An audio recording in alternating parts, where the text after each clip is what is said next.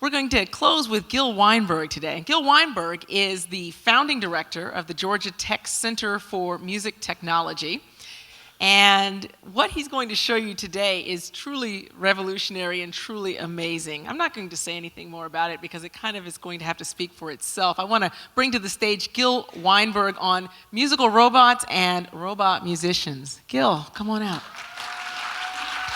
Robotic musicianship, not about musical robots, but about robotic musicians. And I'll obviously explain the difference. But let me start with all the instruments that I developed for many years. These were new instruments that explore different gestures, squeezing, pulling, new different sounds, electronic sounds that can expand my expression.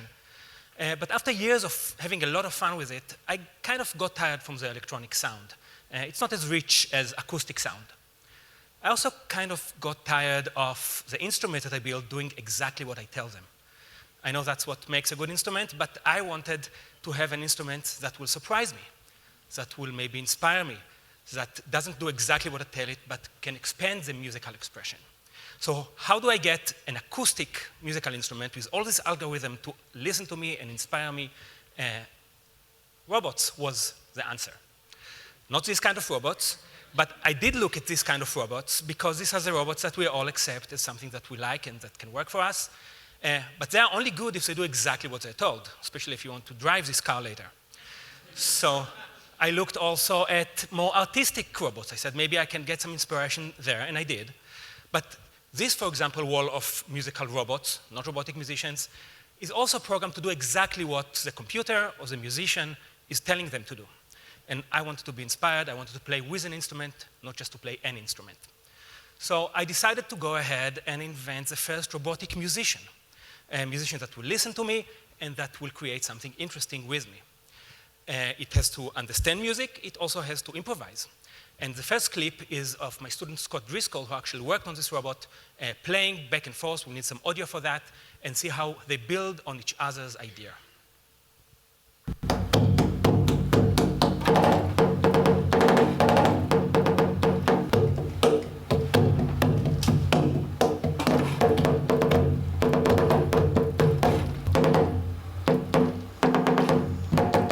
Scott is building on it. And the musicians among you will probably recognize that this was based on what Scott built. There was some similarity, but different, and push it to different direction. We also wanted the robot to play with you and understand the beat, the rhythm, maybe improvise in new ways, not like humans, to inspire you to play differently, take the rhythm from here, the pitch from here, combine, and understand music, so you get the tempo and the beat.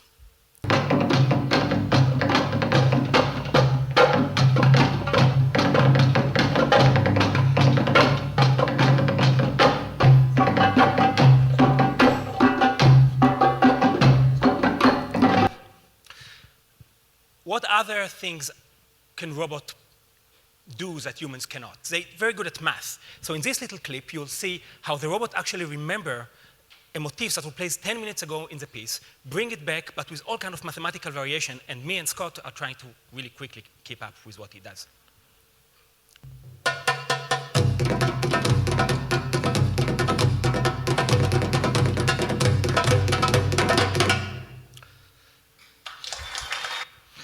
The next phase was, let's go to pitch. We kind of get some basic listening and improvisation with rhythm. How about pitch? And as you see, we also added a head. And I will explain more about the head later, because this is an important part of robotic musicianship as I see it.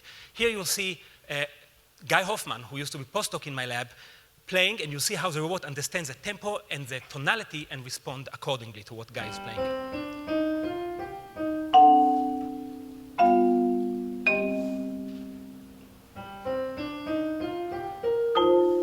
Now robot will play faster because Guy plays faster.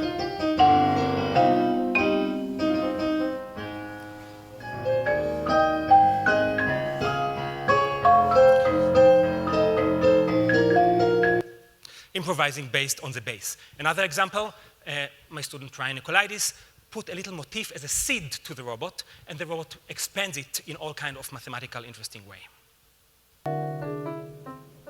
That's a musical seed. First, the robot repeats.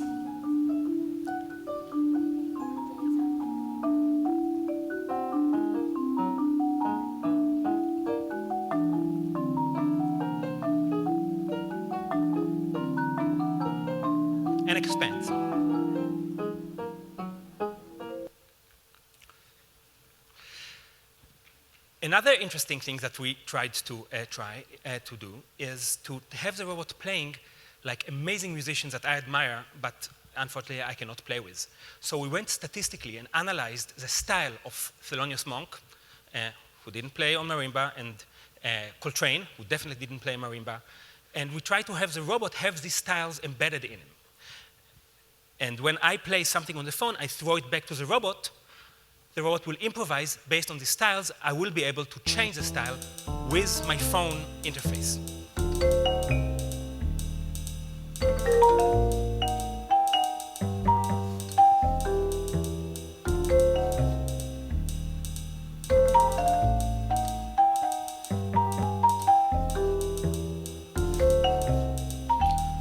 More staccato-ish, monk-like, and slowly going into the crazy lines of Coltrane. Now you wonder about the head.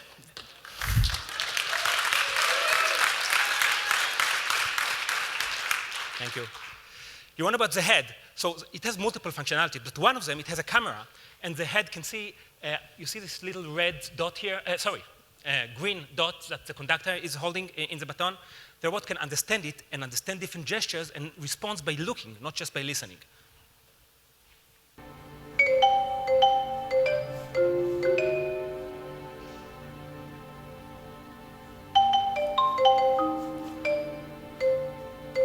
So different gestures create different phrases, but the main reason for the head was to be able to create connection. This is an entity, it's embodied. It's something that, it's a musician that I want to play with, and it has a personality. And you may be familiar, if you saw the Georgia Tech PSA, you may be familiar with this interaction that is very personal with a robot. Dueling banjos, but with marimba.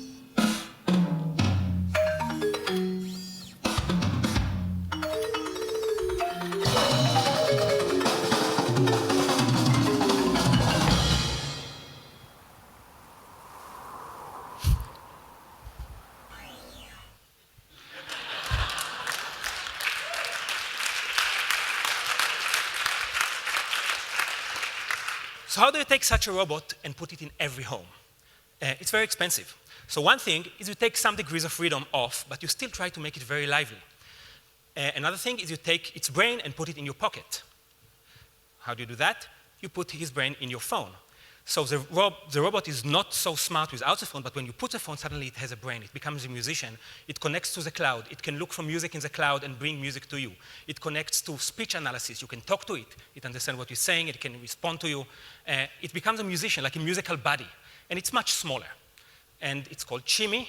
And we have here a little demonstration of Shimi that performers that you may recognize help us demonstrate. What's up, y'all? Guess who's back? Guess who's back? Hey, we about to do this thing with the towel bar, but I'm gonna need y'all help on this, okay? So we're gonna have a good time. We're gonna get up out of here. Shimmy, look at me. Do you have street lotto?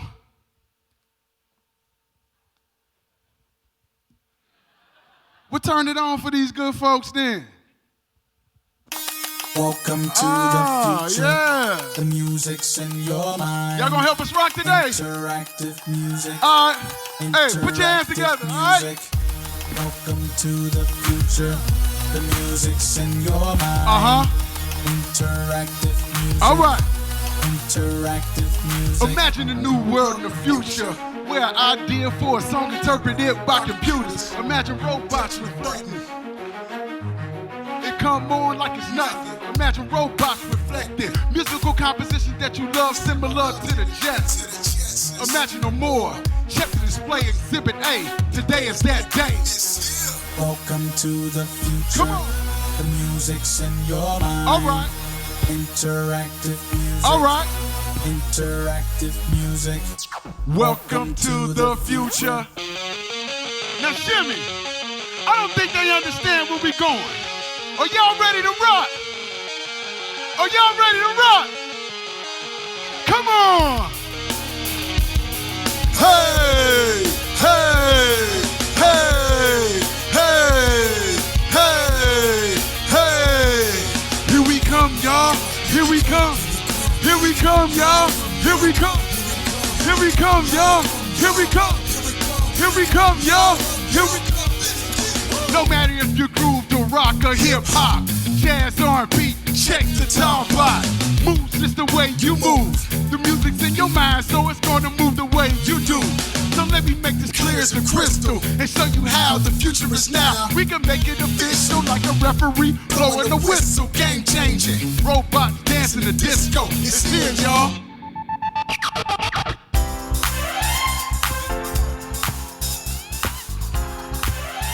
Hey, Shimi. Miss Von Lee. Miss Von Lee. Miss Von. Come on, y'all. Come on, right here. Come on. What a great idea. Just say what you're feeling. Tap your hand, make a beat. That makes your request complete. It's the future, baby. Interactive radio player.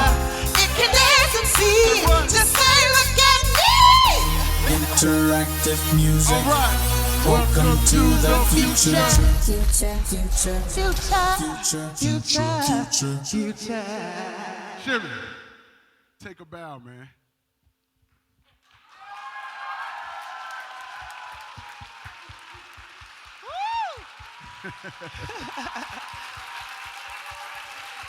Gil Weinberg.